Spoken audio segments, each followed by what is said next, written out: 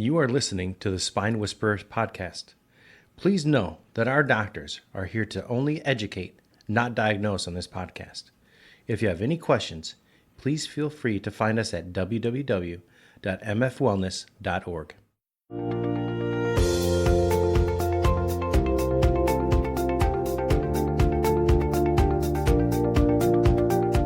This is Dr. Matthew Fink, Dr. Brad Maurer. Hello. And Patricia, as Dr. Josh calls her, but really she likes to go by Patty. Yeah, Pat, thank you. You're very welcome. In full disclosure, we provided Pat with questions that she could have. It was just a couple hours ago, so we didn't give her too much time to really think about them. But we're going to be asking. It's going to be like a Q&A. Yeah, it's part of our series called Bone Stories. Yeah, that we've done in the past. We can't claim. It might be copyrighted. I'm not sure. Yeah. Or yes. Yeah. Okay. It gets more viewers. Though. Yeah, it gets more viewers. You got to leave it out there.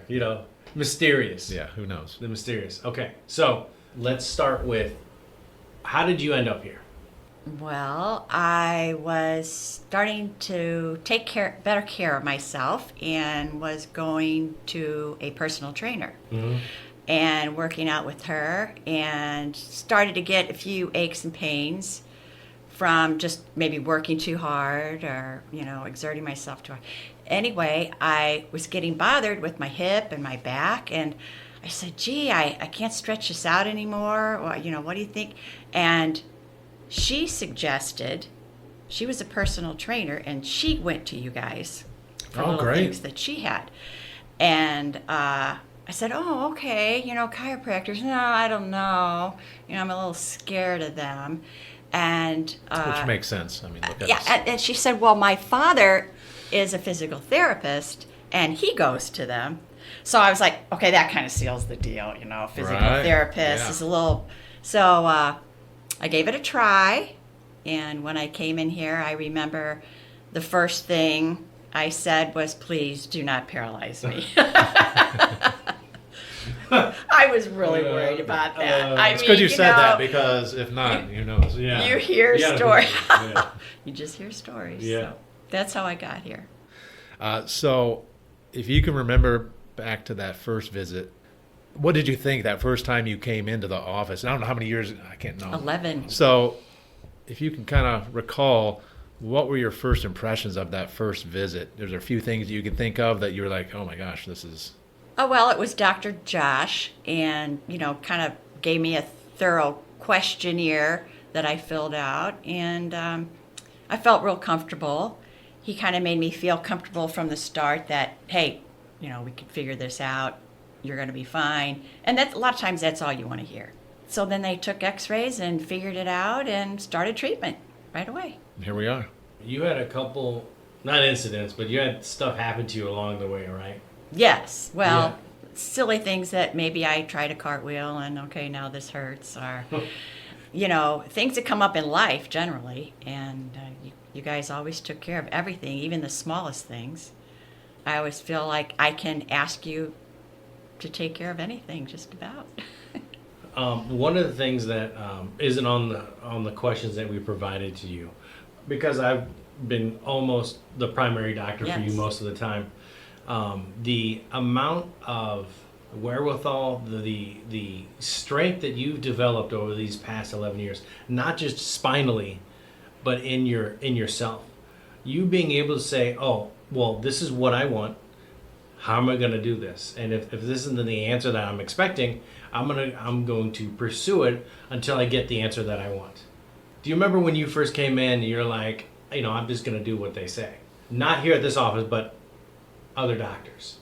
And I go, well, they want me to do this and they want me to do that. And I was like, I just don't know that I'm comfortable doing that. And we had a conversation about being an advocate for yourself. Yes. And asking questions, and don't be like, oh, well, they said this is what I have to do. I have to do it.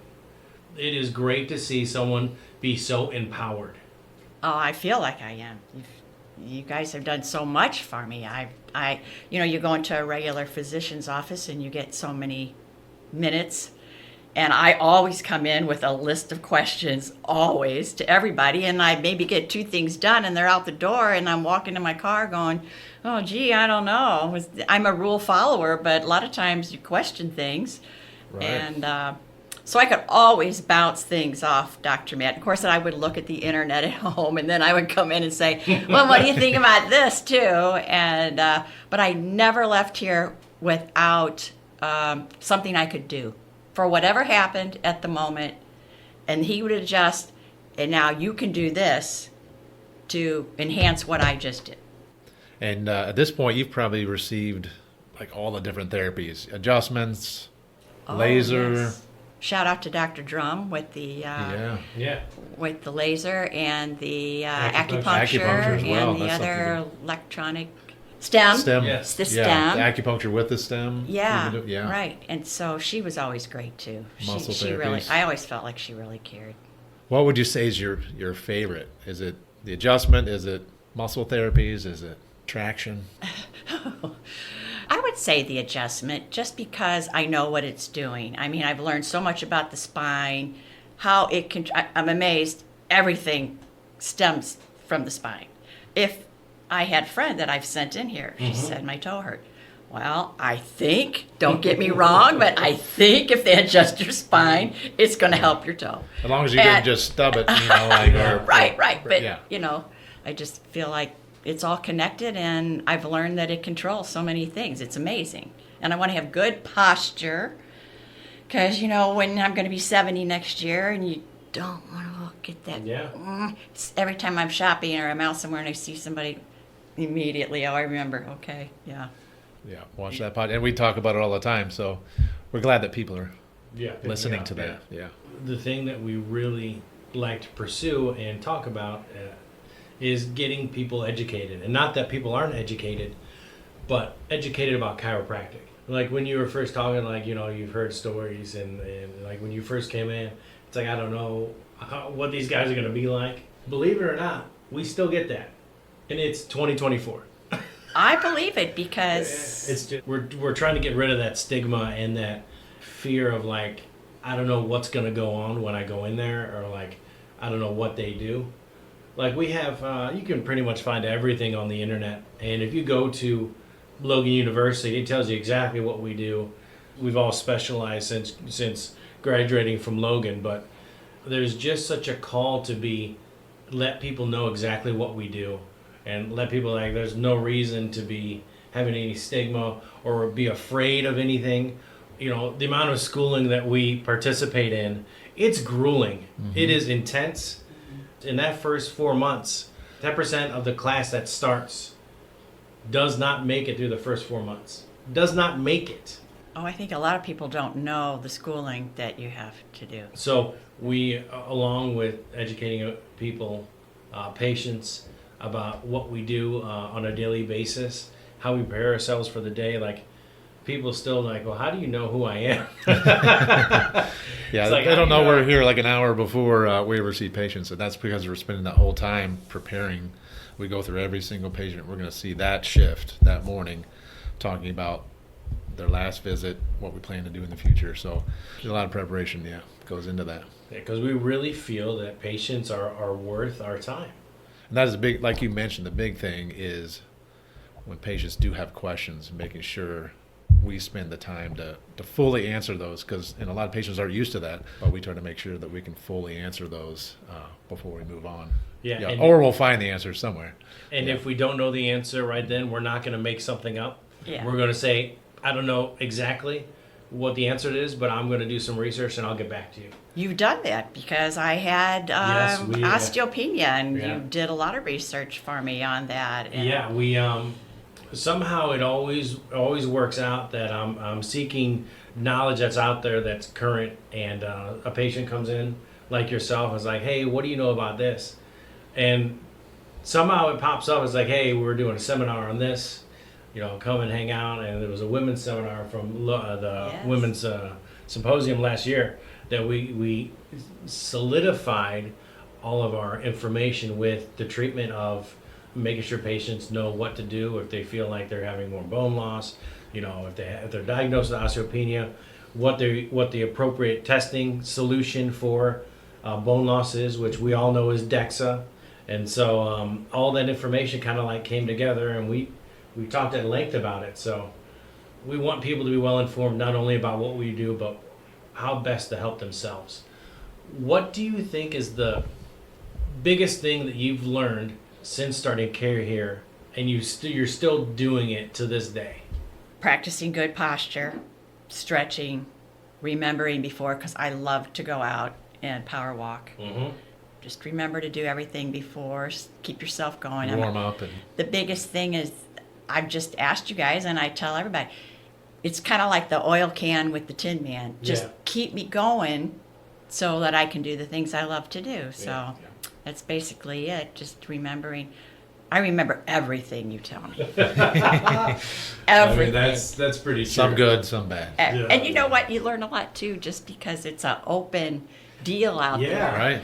And I'm always listening. You play nice music, but I'm always listening. Right. And you're like, oh yeah, she's got that. Oh, okay. Yeah.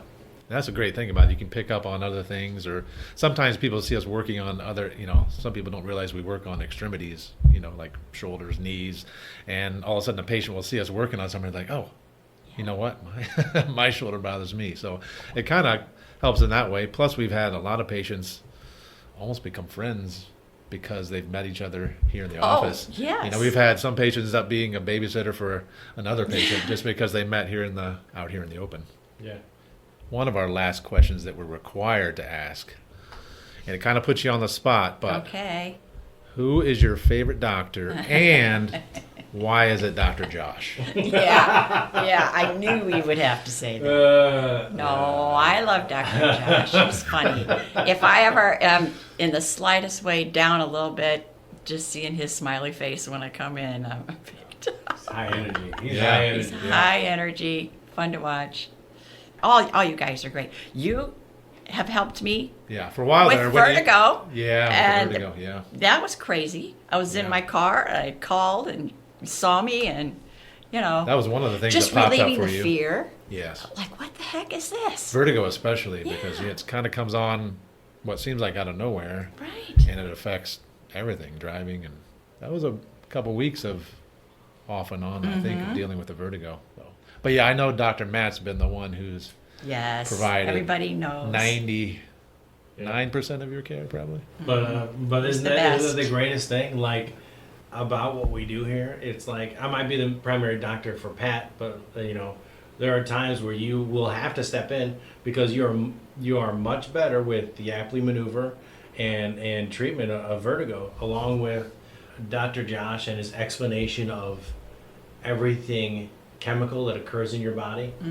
How many times have you had consults with him about things that you're going through or questions that you had, and it's like, oh wow, this is all the information I could possibly want and more, And he's more. still talking about it, and I'm trying to leave the room. He'll pull me up to the Yeah. screen Yeah. and show me the visual, so it's great. That is what's nice about having the screens right out there, because we can just walk right over there and not try to have to just explain it. We can actually, for our visual learners, it helps out a lot to be Yes. able to see exactly what muscle we're talking about or what chemical process we're talking about. So Okay, now you did it. You graduated. You're it. Success. Thank you. Success. Yeah, that was absolutely wonderful. Thank you for tuning in. Thank you for listening to our podcast. And I know Pat is a big proponent of it, and she loves it. And we're getting back on track with that. And this will be the first of many this year. And then I think we're at continue it. 101 episodes Yeah, now. this is I the believe we hit that 100st 100. episode. We took a little bit of a break We to stalled. rest, We and then stalled. I think this is 101. Yep. Okay. So for myself, Dr. Brad, Pat, Hello. thank you for tuning in, and we'll see you next time. A big thank you goes to Hug Monster Sound for all the hard work they put into making us sound so great.